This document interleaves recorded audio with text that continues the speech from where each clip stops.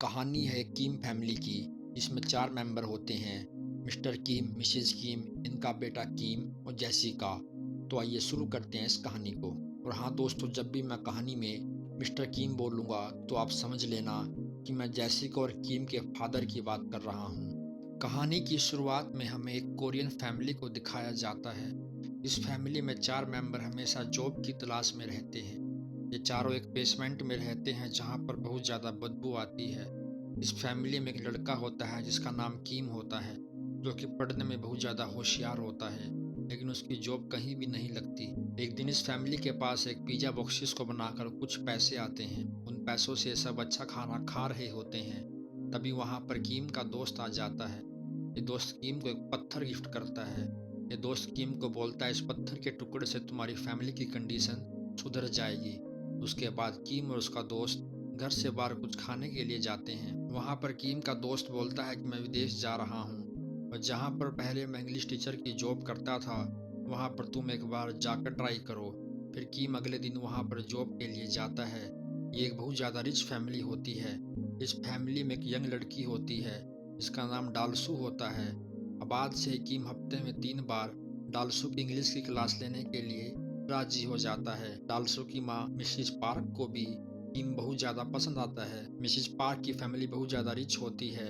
Mister और Mrs park का एक लड़का एक लड़की होती है। मिसेज पार्क किम को बोलती है कि मेरा बेटा बहुत ज़्यादा शरारती है। उसकी बचपन से ही आर्ट थेरेपी की क्लास लगती है, जिसकी उम्र अभी 9 साल है, और हम उसके लिए एक आर्ट टीचर ढूंढ रहे हैं जो उसको संभाल सके। किम मन ही मन सोचता है कि क्यों ना मेरी बहन यहाँ पर लग जाए और हमारी फैमिली की कंडीशन अच्छी हो जाए।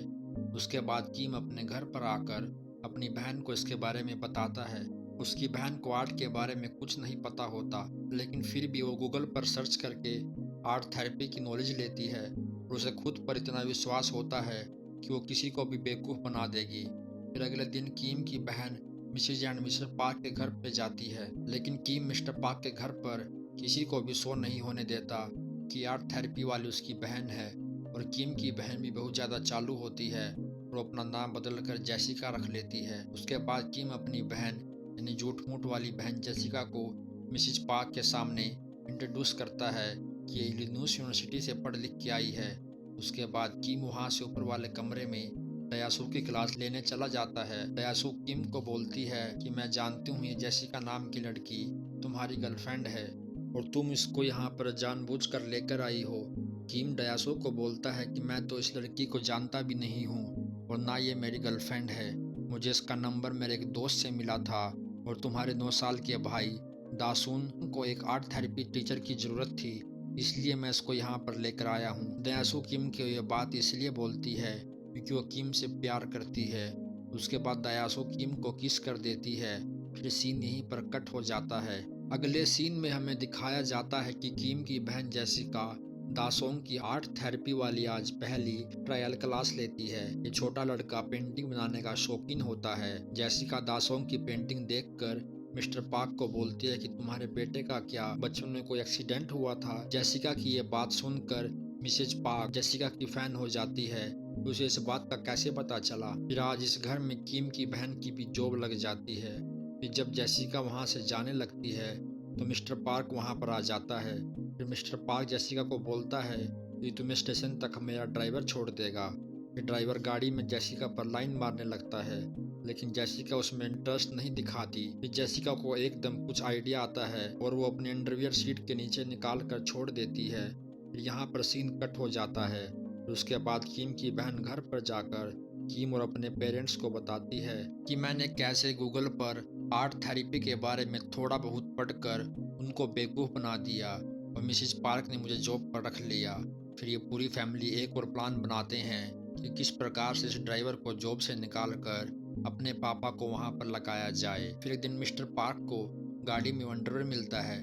मिस्टर पार्क वो अंडरवेयर उठा के घर पर जाकर मिसेज पार्क को दिखाता है, और मिस्टर पार्क अपनी पत्नी को बोलता है कि इस ड्राइवर ने अपनी लिमिट क्रॉस करी है, हम इसको जल्द ही जॉब से निकाल देंगे। फिर उसके बाद आज की क्लास ओवर होने के बाद मिसेज पार्क जेसिका को पूछती है कि क्या ड्राइवर ने उस दिन तुम्हारे साथ कुछ बदतमीजी की थी। जेसिका मिसेज पार्क को बोलती है कि वो ड्राइवर ज़्यादा कूल बनने की कोशिश कर रहा था फिर मिसिज पार्क जेसिका को बता देती है कि हमने उसको जॉब से निकाल दिया है। मौके का फायदा उठाते ही जेसिका मिसिज पार्क को बोलती है कि मेरे पापा के एक दोस्त हैं, मैं उनको अंकल बोलती हूँ, अगर आप कहे तो मैं उनसे बात कर लूंगी। मिसिज पार्क जेसिका को बोलती है तुमने उसका नाम रिकमेंड किया है, हम उससे जरूर मिलेंगे। फिर अगले दिन प्लान के मुताबिक किम और जेसिका का पापा मिस्टर पार्क को ऑफिस में मिलने जाता है। वहाँ पर मिस्टर पार्क को मिस्टर किम पसंद आ जाते हैं और उन्हें जॉब पर रख लेता है। प्लान के मुताबिक इस फैमिली के 4 में से 3 बंदे जॉब पर लग चुके हैं,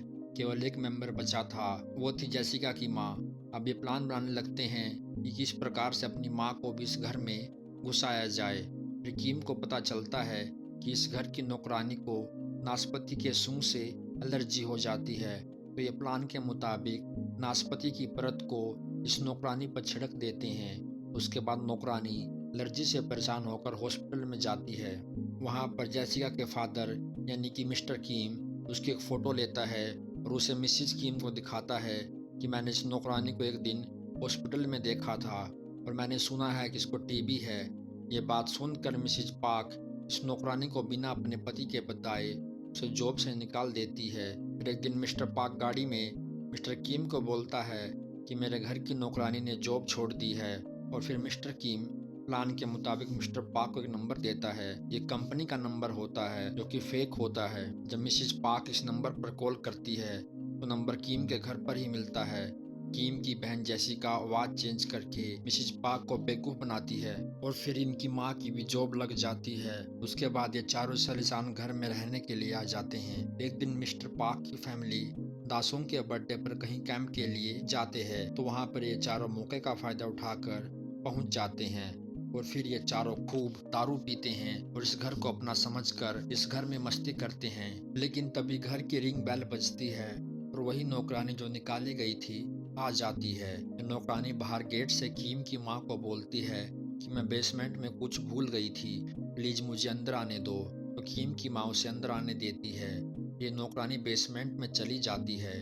वहाँ पर हमें दिखाया जाता है कि इस नौकरानी का पति 4 साल से इस बेसमेंट में रहता है क्योंकि उसने प्राइवेट कंपनी से कुछ लोन लिया था जो कि वो चुका नहीं पाया।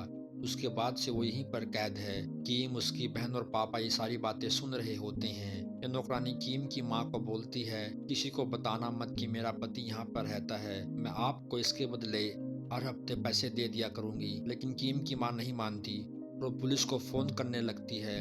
लेकिन तभी ये तीनों जो छुप कर बात सुन रहे थे सीढ़ियों से पैर फिसल कर बेसमेंट में गिर जाते हैं। और फिर ये नौकरानी एकदम से घबरा जाती है, ये तो इसी घर में काम करते हैं, और आज एक साथ कैसे, वो इनकी वीडियो फोन में बना लेती है। और फिर ये नौकरानी अब कीम की फैमिली को डराती है, मैं ये वीडियो मिस्टर पार्क के पास भेज दूंगी। उसके बाद ये सभी डर जाते हैं और ये नौकरानी अपने पति को ऊपर घर में ले जाती है। पूरी बात इस नौकरानी के हाथ में होती है। कीम की पूरी फैमिली एक कोने में हाथ खड़े करके बैठी होती है और नौकरानी और उसका पति आराम से बैठकर सोफे पर चिल कर रहे होते हैं। तभी कीम के पापा मौका देखकर नौकरानी के हाथ से वो फोन छीन लेते हैं और ये फिर आपस में झगड़ने लगते हैं। तभी एकदम से घर का फोन बजता है। ये फोन मिस्टर पार्क का होता है। मिसिज पार्क कीम की माँ को बोलती है कि हम 8 मिनट में आ रहे हैं, कुछ खाने का बना के रखना। तभी जल्दी जल्दी में कीम नौकरानी उसके पति को वापिस उसी बेसमेंट में कैद कर देते हैं और फिर कीम और उसकी बहन और पापा सोफे के सामने वाली टेबल के नीचे छुप जाते हैं। मिसेस पार्क की फैमिली भी आते ही सो जाती है।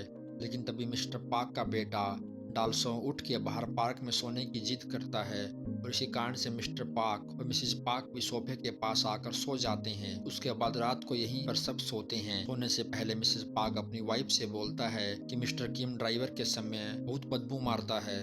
जब भी मैं आपको मिस्टर किम बोलता हूँ तो आप समझना कि ये जेसिका और किम के फादर हैं। ये सारी बातें नीचे मेज के मिस्टर किम और उसकी बच्ची जेसिका सुन रही होती है। आज रात को बहुत खतरनाक बारिश आती है और ये किसी तरह से वहाँ से निकलकर भाग जाते हैं। जब मिस्टर किम और घर पर पहुँचते हैं तो पूरे घर में पानी भर जाता है क्योंकि ये घर बेसमेंट में होता है और इन्हें आज रात को फिर जिम वाले ग्राउंड में सोना पड़ता है। यहाँ पर आज सारा शहर सोने के लिए आता है कि बरसात ने पूरे शहर को तहस नहस कर दिया है। उसके बाद अगले दिन मिस्टर पार्क जेसिका और किम के पास कॉल करती है कि आज डालसू की बर्थडे पार्टी है यानी कि उसके 9 साल के बेटे की पार्टी है। तो ये सभी पार्टी में आते हैं। पार्टी में किसी भी तरीके से नौकरानी का पति घुस जाता है और जेसिका को चाकू से मार देता है। उसके बाद वो कीम को भी पत्थर से मार देता है। पार्टी में मिस्टर कीम अपनी बेटी जेसिका को उठाता है तो मिस्टर पार्क मिस्टर कीम को बोलता है कि जेसिका को छोड़ो और यहाँ से मेरे बेटे को हॉस्पिटल में ले जाओ, क्योंकि वहाँ पर मिस्टर पार्क का 9 साल का बेटा भी बेहोश हो जाता है। लेकिन मिस्टर कीम अपनी बेटी जेसिका के पास से नहीं उठता है। फिर उसके बाद मिस्टर पार्क खुद चाबी उठाने के लिए उस नौकरानी के पति के पास जाता है जो अभी लड़ाई में मर चुका था। मिस्टर पार्क अपनी नाक को बंद करके चाबी उठाता है। ये बात मिस्टर किम को पसंद नहीं आती और वो फिर मिस्टर पार्क को गुस्से में आकर मार देता है। फिर सभी यहाँ से भाग जाते हैं। कुछ साल ऐसे ही बीत जाते हैं। मिस्टर किम पता नहीं कहाँ पर छुप जाते हैं। उन्हें पुलिस खूब ढूंढती है। जेसिका भी उस दिन इस लड़ाई में मारी जाती है। फिर एक दिन किम को पता चलता है कि मिस्टर किम यानी कि उसका बाप उसी बेसमेंट में छुपा हुआ है। वो मन ही मन ये वादा करता है कि एक दिन मैं बहुत पैसे कमा के उस घर को खरीदूंगा और फिर से अपने बाप यानी मिस्टर कीम को वहाँ से निकालूंगा और हम फिर से खुशी खुशी इस घर में रहेंगे। और कीम की ये ड्रीम के साथ ही ये फिल्म ख़त्म हो जाती है।